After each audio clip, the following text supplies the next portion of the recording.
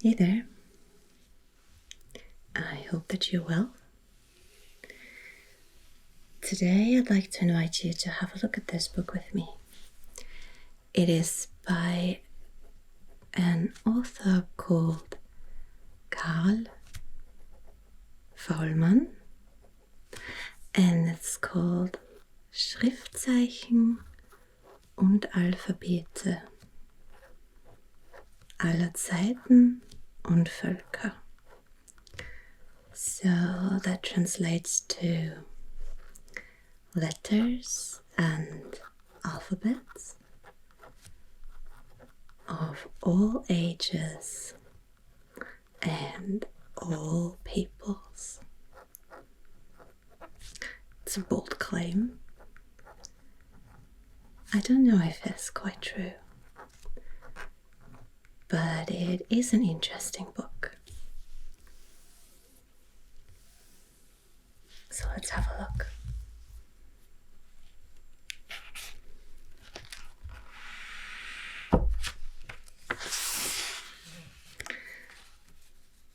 Here it says that it was published in Vienna in spring 1878. So it's about 150 years old. This edition is from about 1990, so it's quite a lot younger. And he has different sections based on the continents. The first part is on America, then Africa, the good part on Egyptian writing systems. Then we get to Asia,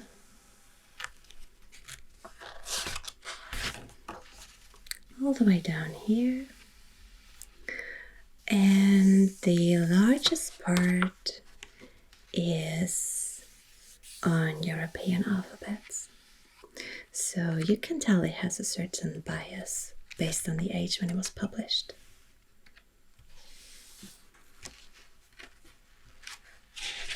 Right. Let's start with a beautiful writing system from America. And I've taken some notes.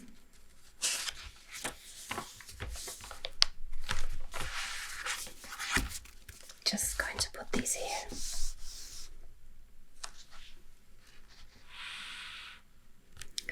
Alright, so this here is the writing system of the Mi'kmaq Native Americans.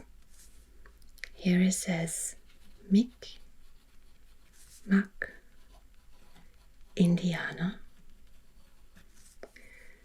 That's a terminology that's not really in use anymore. And this too is an outdated spelling, but of course that happens quite a lot with a book that's that old.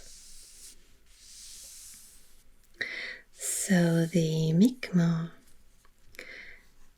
live in the Atlantic regions of Canada. So for example, in Nova Scotia, New Brunswick, Labrador and Newfoundland, in Ontario and Quebec.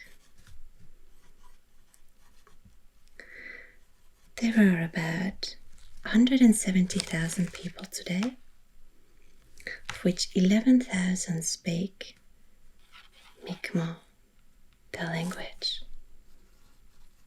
It's an Eastern Algonquin language.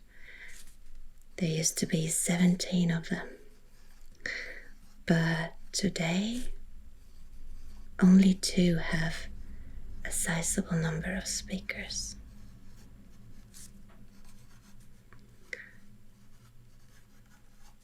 The Mi'kmaq were some of the first people in America that came into contact with the Europeans.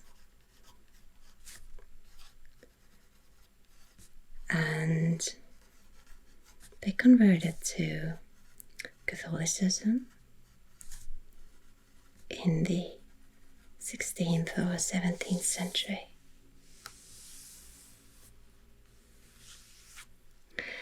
And the missionaries, which were Jesuits, they developed their writing system into what you see here and used it for preaching about Christianity. Before that, it's not quite clear whether this writing system was actually used sort of in the way we would think about an alphabet today, or whether it was used as a memory system. So the question is, could you express new information with it? Or was the information that you could transmit limited by the meaning of these symbols? The Mi'kmaq I saw called their writing system suckerfish writing, based on the tracks that the suckerfish would leave at the bottom of a muddy river. I think that's a really nice image.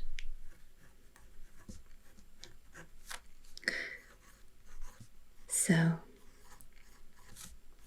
these logograms that you see here, they proved to be very popular, and they were in use until about the 19th century. I'm not sure whether anyone still uses them today. Probably not. But I think it looks really neat. And what we just traced here is the Mi'kmaq version of the Lord's Prayer. Alright.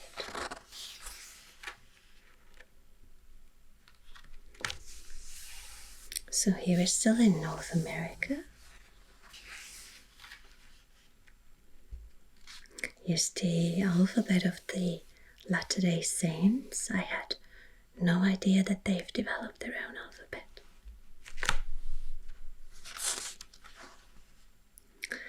And here's some information on Central America. These here are Mexican symbols. But there's not a lot of information in this book.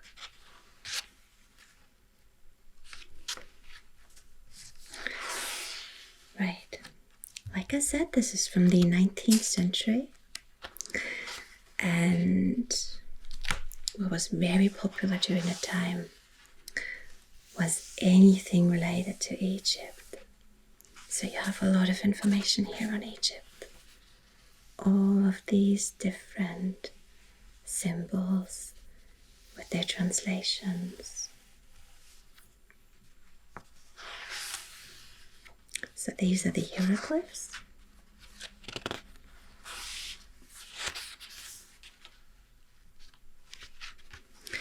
Here are different ways to count. And then other writing systems that developed out of the hieroglyphs. I'm going to come back to this. But for now, I'd like to have a look at this. It says Tamashek. So this isn't quite correct. Tamashek is actually the name of a language, or more specifically, of one variety of a language, namely of the Tuareg languages. They are spoken in North Africa, across the regions of the Sahara. Tamashek specifically is mostly used in Mali. There are about 500,000 native speakers.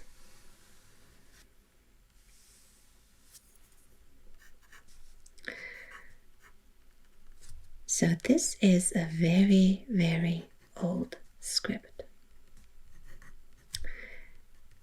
Some think it might be 4,000 years old. And was always used in that region. It developed from this script here, called Libico-Berber. Here it says Lybisch. You can see these look quite similar.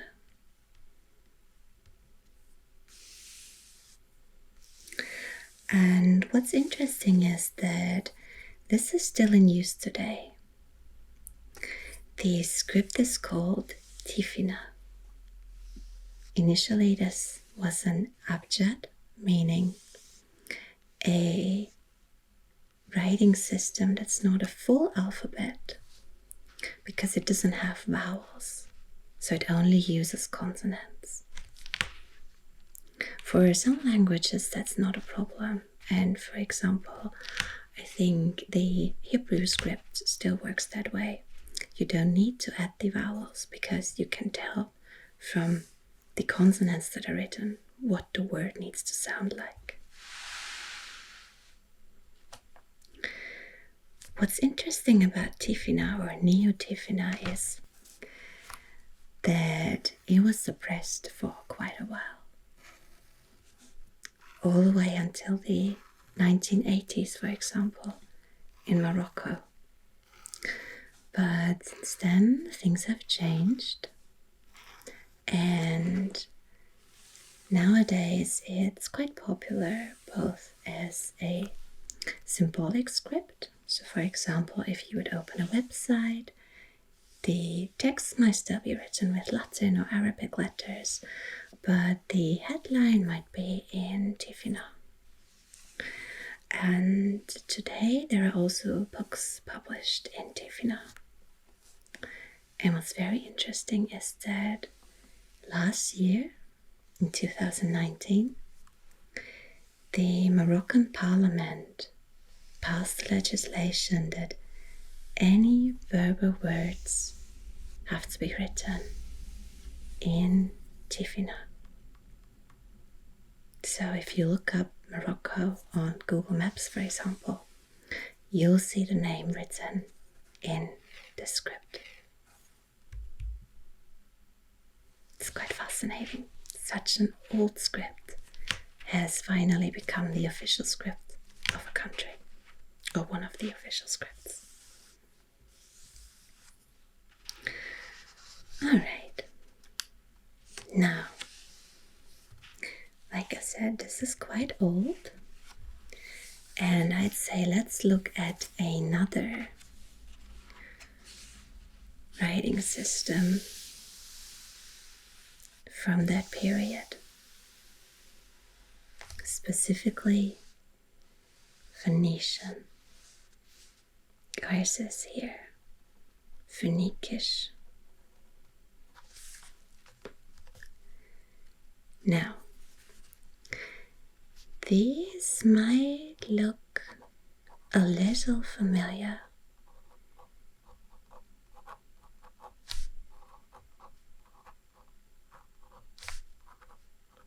But maybe you need to turn them on their head to see what they're saying. Like this one. If you turn it to the right, you can see it becomes an A. This is Aleph, Beth, Gimel, Daleth, He. You might know these as Alpha, Beta, Gamma, Delta, Eta. So, this is not Greek, but it is the ancestor of Greek. It's a very old writing system that was used from about 1000 BC to 150 BC. The Phoenicians were home in the Levant, which is a region in the Mediterranean, in the east.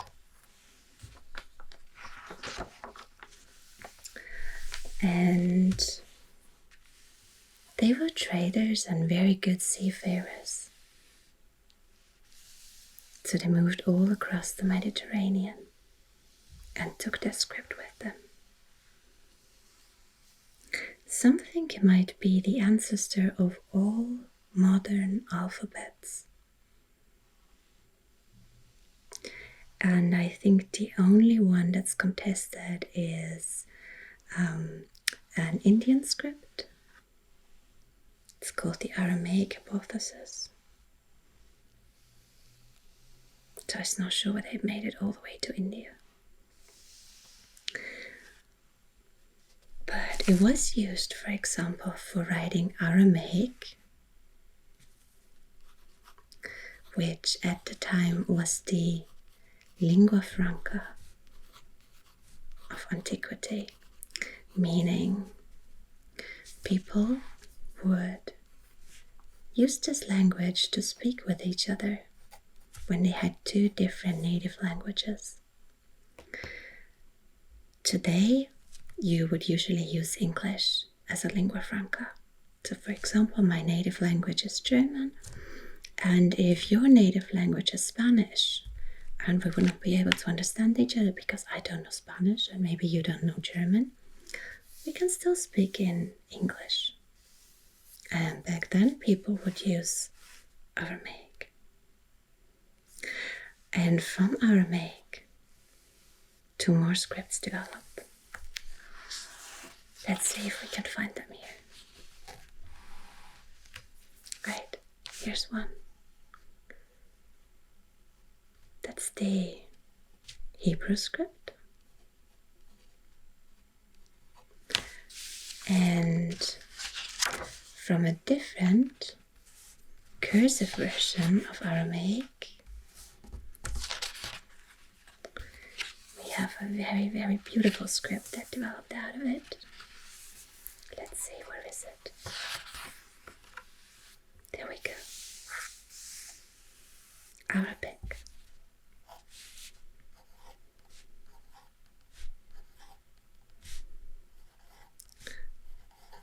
I didn't know that this also comes from the same ancestor as scripts such as Latin.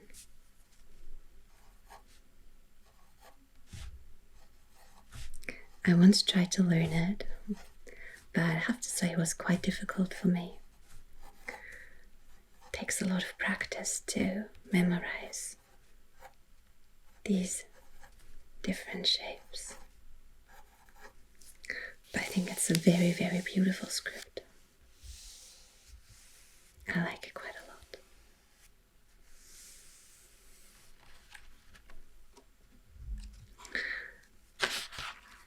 So that's how Phoenician developed towards the east. And in the west, these letters moved to Greece. Let's see.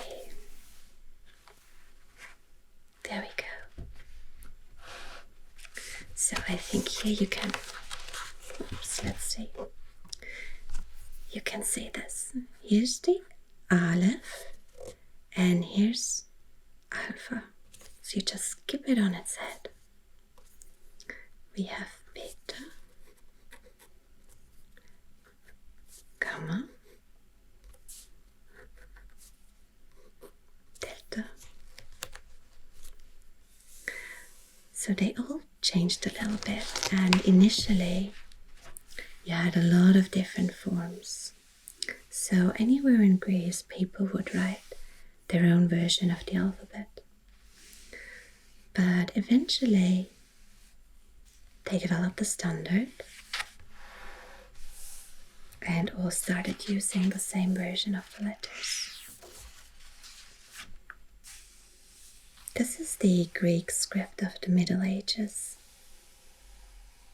They also had a cursive version. Let's see.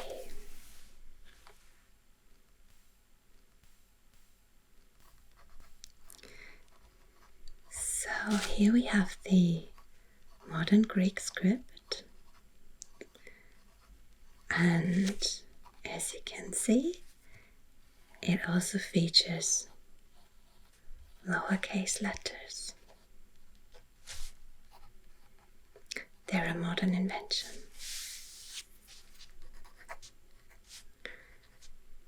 If you enjoy learning physics or mathematics, you're probably familiar with these letters.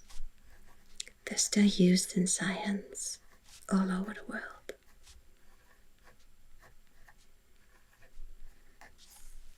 The Greeks, as you might know, were also seafarers and had colonies in parts of what today is Italy.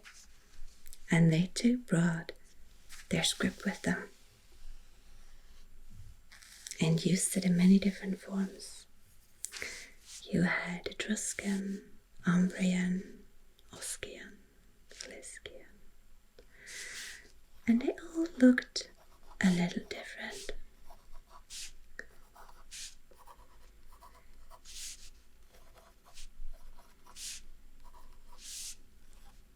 These scripts are called Old Italic.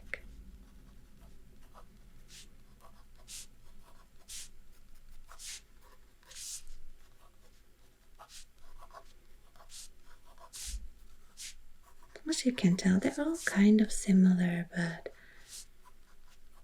not quite the same. Some look in the other direction than the others. Some take a different shape altogether. Some are round, some square. At the time, people spoke however they wanted and they wrote however they wanted.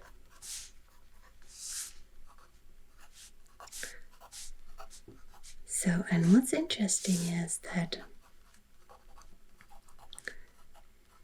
these old Italic scripts eventually turned into the Latin letters that we know today. I think that's probably clear considering where they were used. But what I find interesting is that they traveled, and they traveled quite far, across the Alps, north, through the Germanic regions, all the way up to Scandinavia and the Vikings.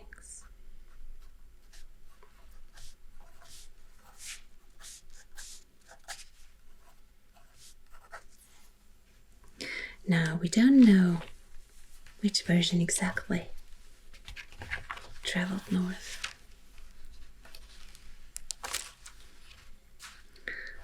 But these runes that were used in Scandinavia probably derived from old Italic scripts. But people can't really tell how that happened exactly.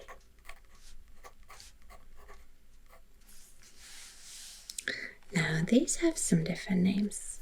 They're called Fe, Ur, Furs, Os, Reit, Kalm, Hager, Naut, Is, Ar, Sol, Tyr, Björk, Lauger, Madre, Ur.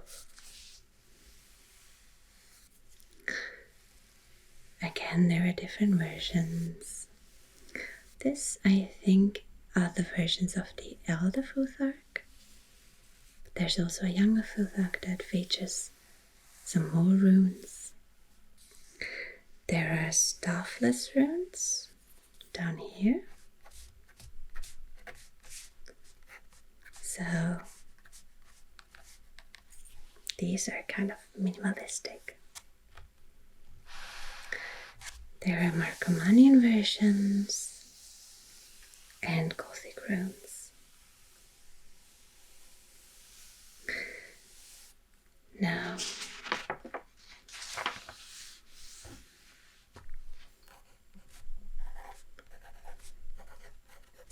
these runes were used as a writing system until the early Middle Ages in Central Europe.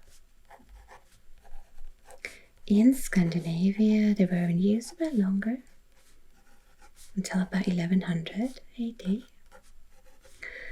But I read there's a region in Sweden where people used them until the 16th century. But it's unclear whether they were just for symbolic use or really as a full writing system. I think today they're still quite popular with certain subcultures for their esoteric meanings. I know some bands use them.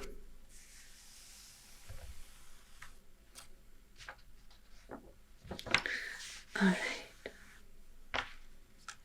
Now there's one more script I'd like to show you, which also developed from Greek.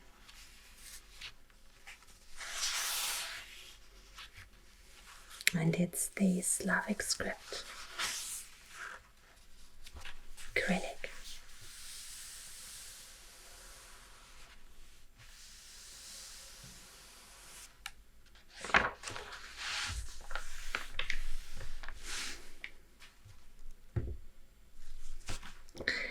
Now you probably know the origin story of Cyrillic.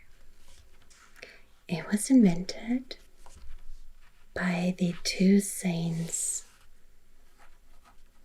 Cyril and Methodius.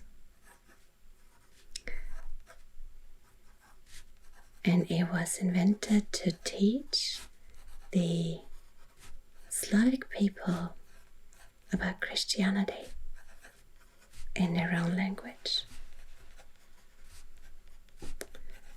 That happened in the 9th century.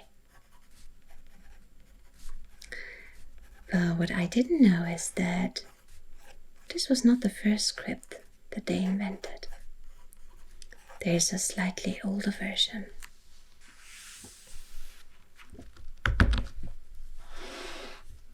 Over here. It's called Glagolitic. And you see that there are more complex letters than in Cyrillic. This was created for Old Church Slavonic. That's what the language was called. The oldest known Slavic language. It's mostly used for liturgical contexts and was used in Croatia until the 19th century. It's quite a long time. Glagolitic, in fact, is a somewhat newer name. It was coined, I think, in the 15th century, so not when the script was invented. And it's derived from glagol, meaning utterance.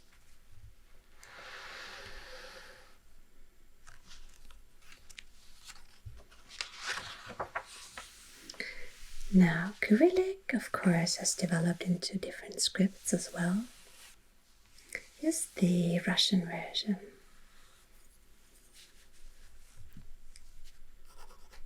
So, some of these letters might look quite familiar to you if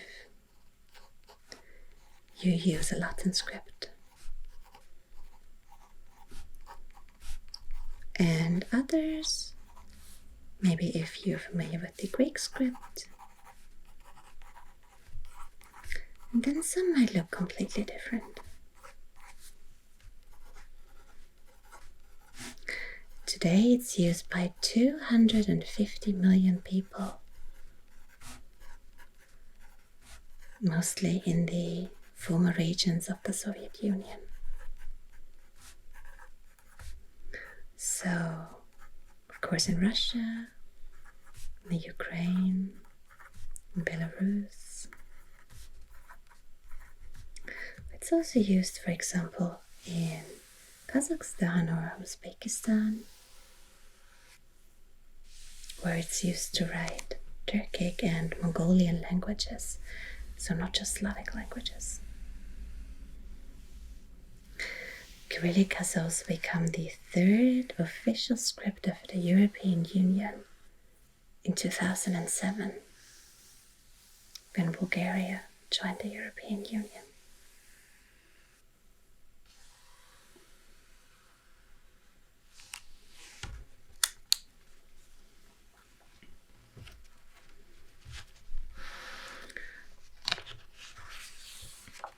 Alright, and here at the end we have the many pages on the Latin script from all time periods and all kinds of regions. Some Irish and English. These are abbreviations from the Middle Ages and the beautiful letters of the Middle Ages that were still written by hand. Here's Latin cursive from the 5th century, the 13th century, the 15th to 17th century, and the 18th century. It's not so easy to read, I think.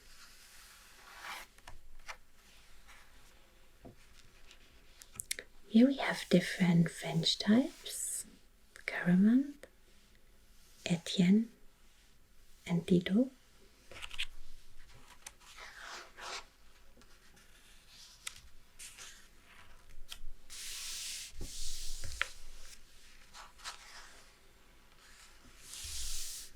We have some mathematical signs and abbreviations.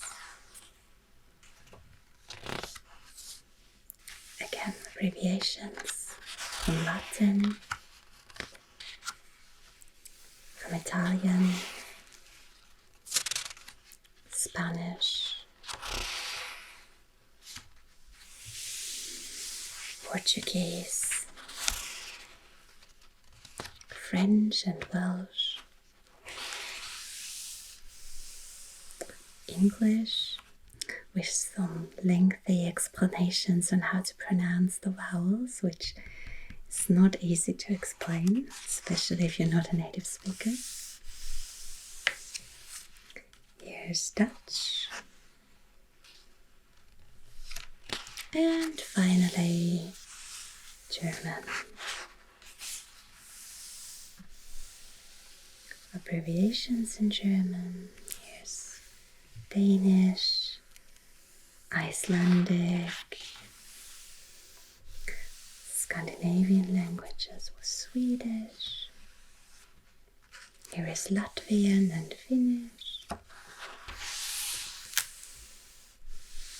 And then here's some of the Slavic languages like Czech and Polish, Slovakian, and here's Hungarian, which is not a Slavic language. Alright.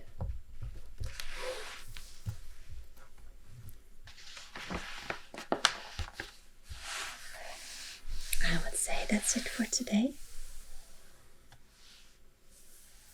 If you enjoyed this video, let me know.